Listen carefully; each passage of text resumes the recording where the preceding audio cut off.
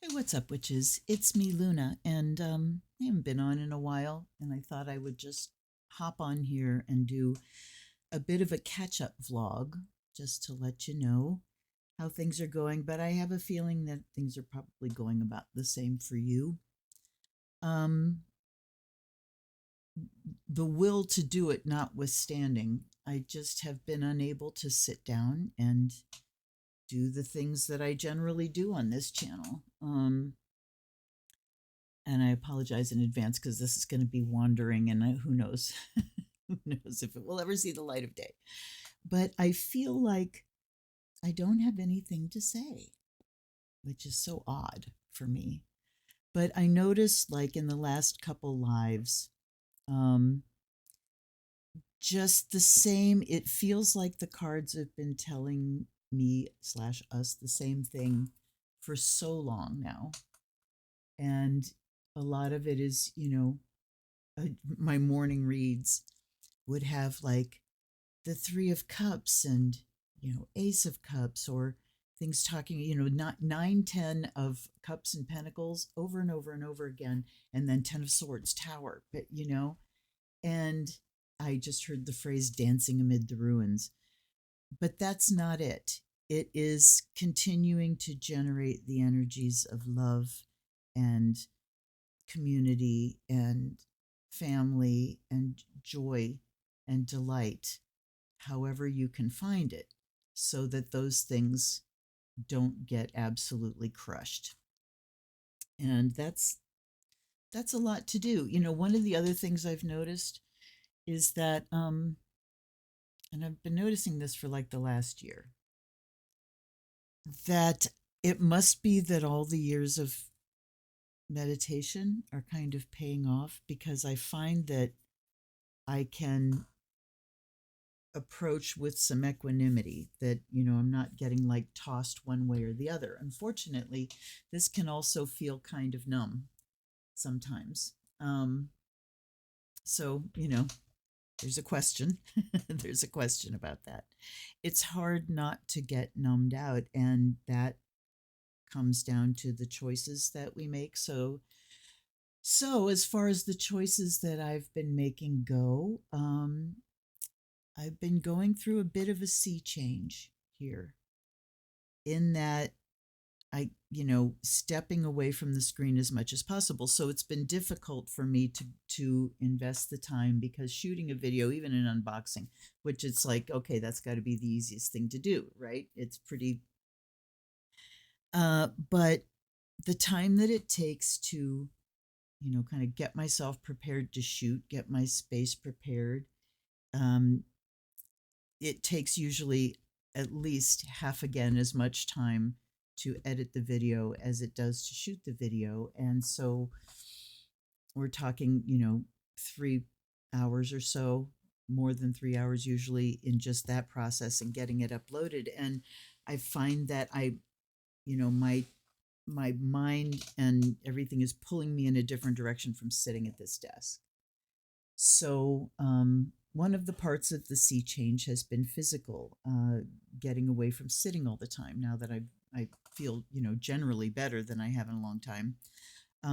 So I've been doing a lot of being up and moving and standing and doing things, mostly in my kitchen. I'm doing a lot of making of bread and tortillas, and bringing things, like from the most fundamental level, like with the tortillas, masa, harina, and water, and learning how to make them and everything else, just taking things down to a very fundamental level, just mostly so they're affordable.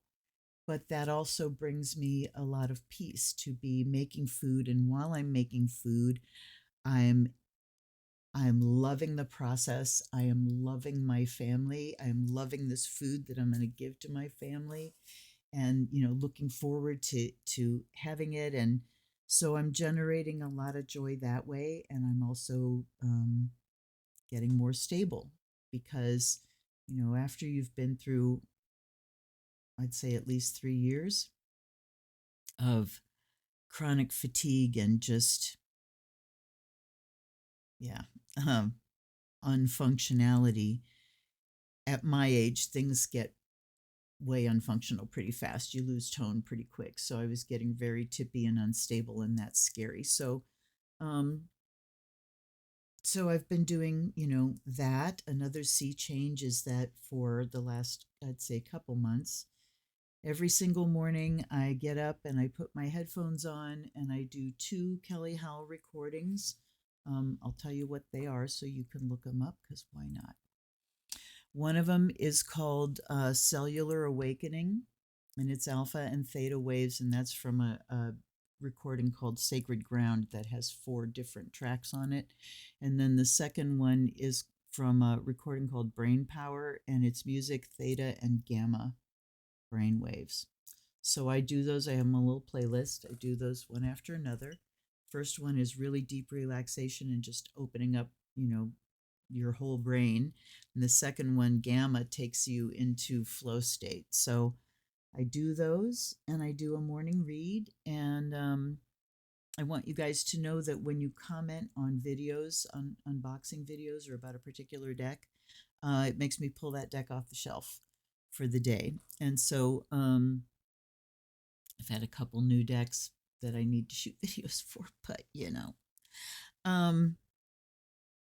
anyhow, let me think of what else I want to say here. I'm going to try real hard not to have to edit anything out of this deck, or video. But the Kanta G Oracle. Someone commented it like a week ago. It hollered my name one night, and they always yell at me when I get into bed.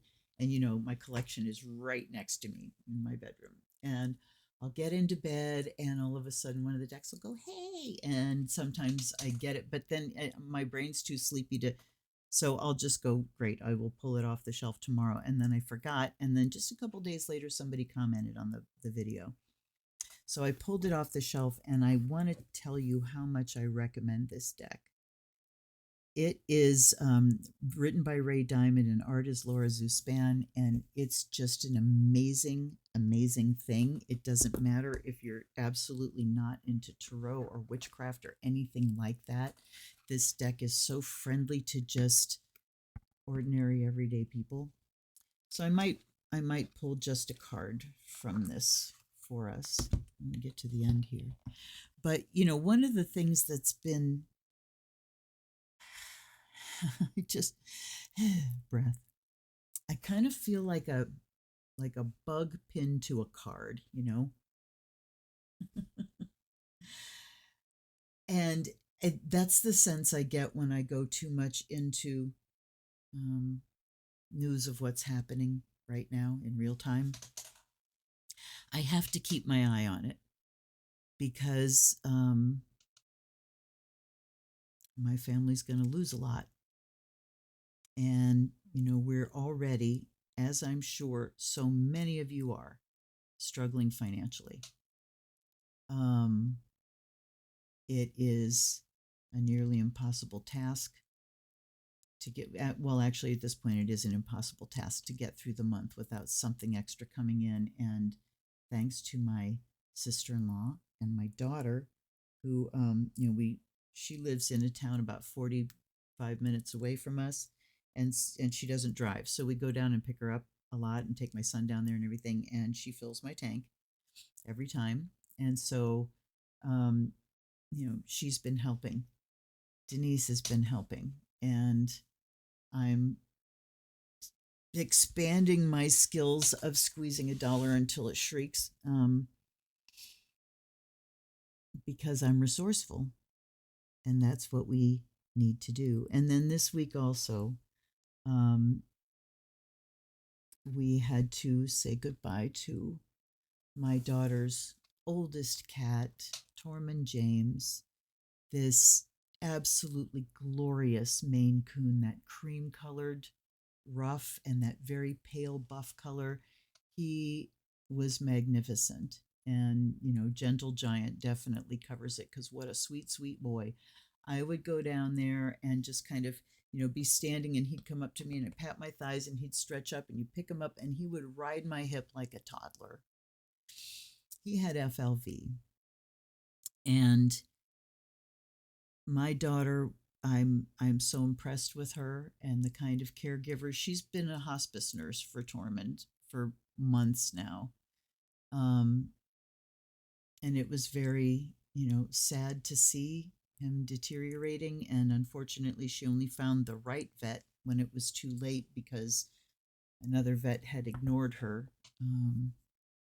So we said goodbye to Tormund this week, and that was very sad. And our Gilbert is doing better.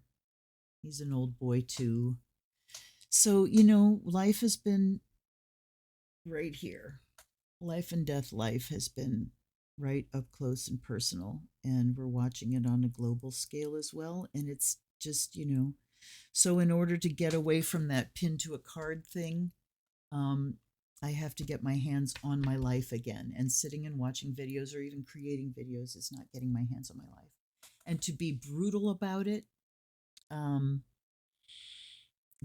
I don't make any money off this channel. And right now I have to put my energy into things that make me money. And of course, I've thought about setting up membership on the channel and making it a paid thing and all that. And it's like, but I'm just not able to produce content consistently enough. And here's where I have to give just such gratitude to the patrons that have hung in there with me, and you contribute to my monthly budget, and I love you for it, so thank you for that. So yeah, that's where we're at. That's where I'm at.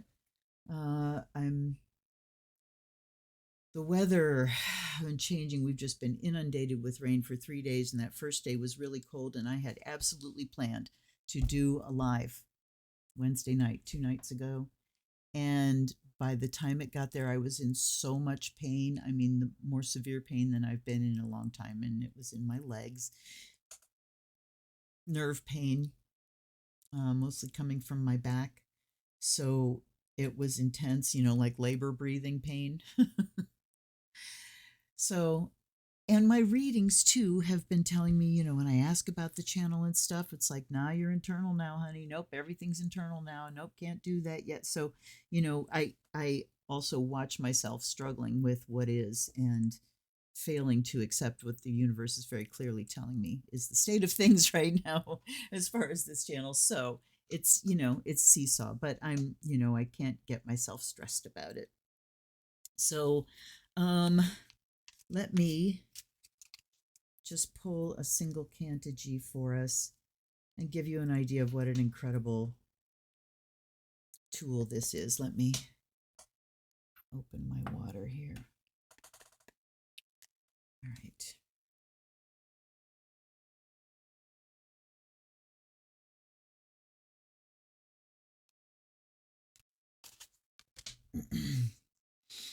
Okay, we have Your Ears Become a Butterfly. And, this deck, and the artist is the one that made the Luminous Void Tarot, which has those long cards that are like rounded at the ends. It's an indie deck and it's very expensive, and I'd love to have it, but I'm not gonna ever have it. So, but I was happy to learn that. I probably knew it before and forgot. Anyway, let's read. So one of the things I really love about this deck is it is just such a creature of unfettered imagination. Both of these women have roots in Buddhism, and it comes through very strongly. One of them identifies as a witch. I think it's the artist. But the little stories that go with each one of them definitely play in that liminal space. And sometimes there's not like a really hard and fast thing, but they really invite you into that place. And I feel like sometimes the answers sort of get in by avoiding the familiar, and they kind of get in through the side and the back door. Anyway, experience this. It is just past high noon in early summer. You've been walking since dawn. Today's journey began on a wooded slope, and after several descents and ascents through the rolling terrain of this area, you now find yourself on top of a bald green hill overlooking a valley exploding with wildflowers. The cloudless sky is a blue so bright, illuminated by a sun so radiant, that you close your eyes to rest them from the glare. Immediately, your whole body relaxes and you lie back on the warm hill. With your eyes closed, your mind stills and your awareness fills with sound. You hear the wing flaps and calls of birds. You hear the hum and scuttle of insects. You hear blades of grass whisper among themselves as gentle gusts of wind arise and pass through. You hear the slow, oscillating rhythm of your breath and the whine of your blood within your ears. Your mind and hearing expand farther into the distance. You hear the trees rustling on the other side of the valley, and beyond them a stream trickling. Your hearing reaches farther and farther. It seems impossibly distant. Gulls crying and waves crashing on a shore somewhere. Ice melting near the peak of a mountain. Wolves racing over tundra. The nervous flick of a desert mouse's tail. Your ears have become a butterfly, gathering the nectar of the music of the world and feeding you enough beauty to sustain your spirit through the next leg of your journey. Okay, now I have to say something more because another sea change has been, my husband and I sit downstairs. I go downstairs in the afternoon and we start watching videos, and we don't have cable. We don't have regular channels, so I don't watch any of that. And we watch a lot of stuff about archaeology and history and just interesting things. They'll come through my feed. Okay, I'll click on that. Watching the sumo tournament right now in Japan. But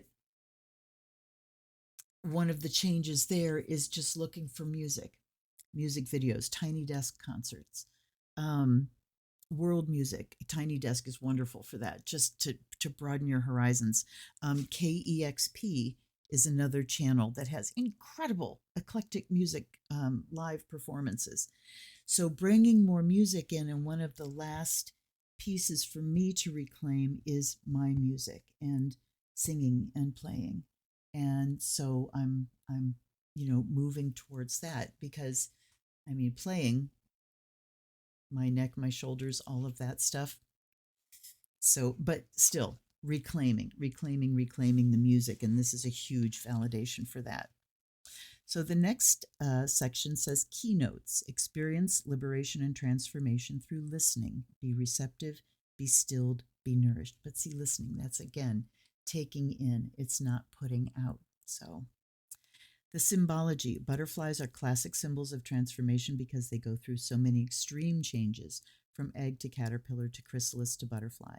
And ears are a symbol of receptivity because they are the one sense organ that is wholly receptive. You cannot snort or speak through your ears or touch or gather things with them. Let's see, but eyes, the one sense organ that's wholly receptive, but aren't eyes wholly receptive too? I don't know. They're vessel-shaped and still. They receive vibrations, and your mind transforms these vibrations into what you know as sound. Your ears developed before your eyes when you were an embryo. So closing your eyes, tuning in, and listening connects you to more primary sensory impressions. Our culture, and this is the guidance section. Our culture emphasizes action and speech over paying attention and listening. So it's only natural that we tend to act and speak as a first response to any situation that arises. While there are emergency situations when immediate action and speaking up are the wisest possible choices, most of the time it's better to pause first and give yourself a moment to take things in more fully, so you can better understand your situation and the people you are interacting with. Only then will it be clear what the proper role for you to play is: an active role or a passive one, to speak up or be quiet. This is so pertinent. When you are drawn to this archetype, it is time to be receptive rather than active. You'll gain the clarity you need to proceed cleanly and effectively in your situation by pausing and taking things in through all your senses. So again, not making, creating, putting out, but taking in. And this is where I will tell you that, hold on, the GOP in Ohio is having meetings in the northeastern Ohio counties. to train people on how to identify people like me, my family, the hostiles, and how to flush them out. And I live in a county where our extremely corrupt sheriff, who's been in national news a couple times this past year or so, has entered into a contract with ICE. Little Portage County. A lot of Amish in this county. Anyway, if you receive this archetype when you are inquiring about a particular relationship, the advice is to give the other person more airtime. This doesn't mean listening with half of one ear while 3/4 of your mind is busy thinking of all the responses you're going to make. Lay your thoughts aside as much as possible while the other person is speaking. Listen not just to the words, and listen not just with your ears, but with your other senses too. Okay, I'm not going to read through all of this, but it's, what is the speed, tone, volume, and cadence of their speech? What are they saying that's different than your experience of the situation? Can you see some truth in their perspective, or at least why it feels true to them? What are they saying that resonates with your experience of the situation? How can you use these points of connection as something to build on rather than focusing only on your differences? Boy, this is all pertinent. I'm going to keep reading. What is the person's body language conveying to you? What do you notice about their eyes? Studies have shown that often, not always, when we speak about the past, our eyes drift to our left. And when we speak about something that has not happened, whether it is in the future or a lie we're making up, our eyes drift to the right. So just thinking about, creating, imagination, remembering, creating.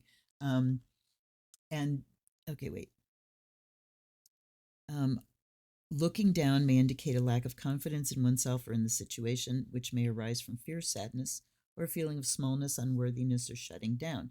Can you feel compassion for this person's difficult feelings?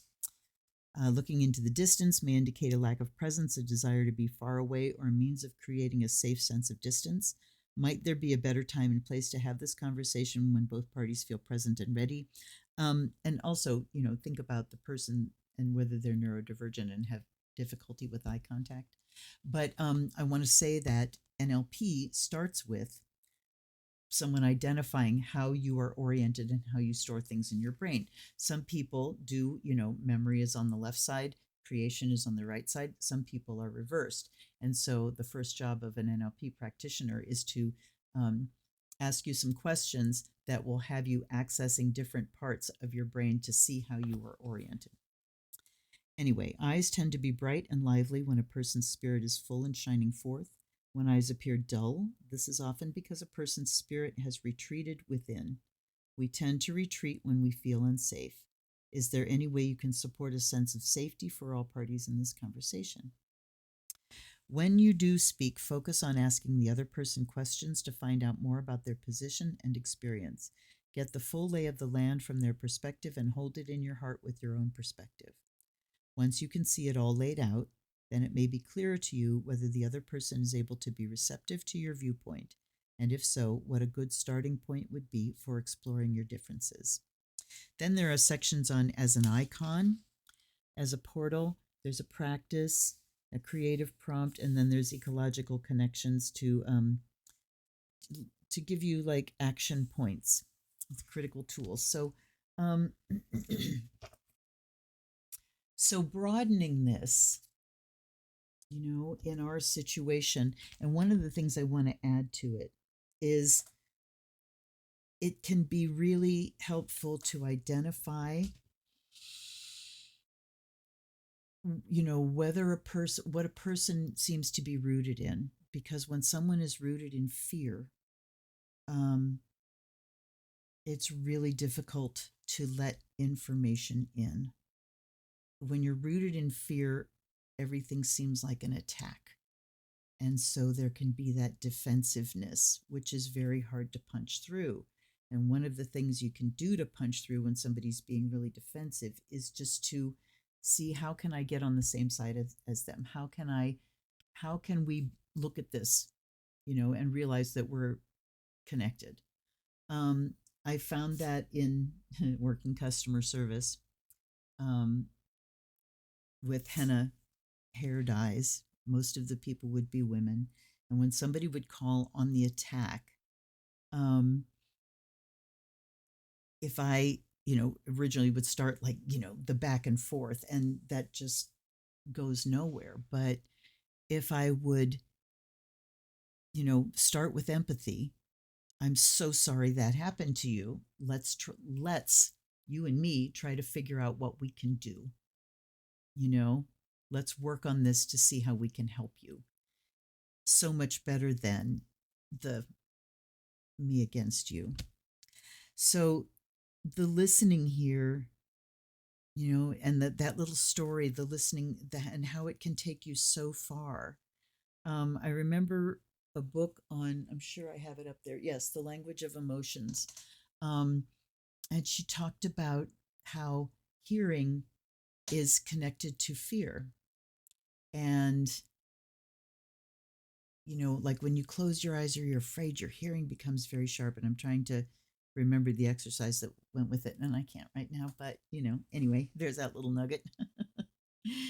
But, not just with this card, not just listening to others, but listening to your environment.